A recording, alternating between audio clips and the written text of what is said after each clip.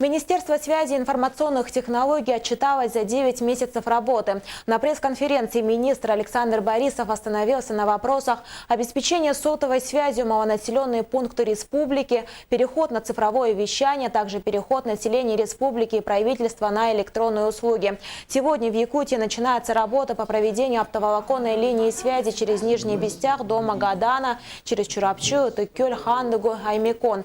В целом в 2015 году протяженность оптоволоконной связи должна составить 3100 километров и охватить 43 населенных пункта. В 2016 – 5100 километров и 77 населенных пунктов. Что касается перехода на цифровое вещание, к концу 2016 около 95% населения должно смотреть первый мультиплекс, а к концу 2018 второй мультиплекс должен быть доступен жителям республики.